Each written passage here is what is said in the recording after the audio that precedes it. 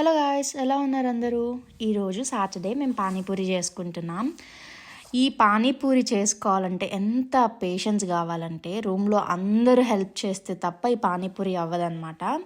ఈ పానీపూరి కోసం నేను రెడీమేడ్ బాల్స్ ఇండియా నుంచి తీసుకొచ్చాను. And mint chutney, tamarind chutney and కొంచెం దహీపూరి కోసం పెరుగు, ఆలు పీస్ అండ్ చేచి మసాలాస్ అంటే చెనా ఆ మసాలా అంతా ప్రిపేర్ చేసి నిజంగా ఇది పెద్ద టాస్క్.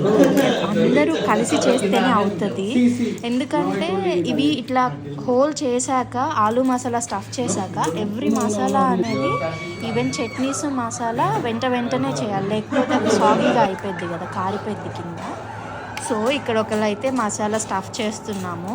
స్టఫ్ చేసిన వెంటనే మింట్ చట్నీ, టామరిన్ చట్నీ, మా దగ్గర ఒకటే మిస్ అయింది ఆలు భుజియా దహీపూరి కోసం. ఓకే ఆనియన్స్తో చేద్దామని చెప్పి ఓకే అన్న, కానీ టేస్ట్ చేశాక నెక్స్ట్ లెవెల్లో వచ్చేసింది. చాలా బాగుంది. మేము ఇండియాలో పానీపూరి ఎంత మిస్ అయ్యామో కానీ ఇక్కడ ఆ టేస్ట్ అయితే మేము ఫీల్ అయ్యాము.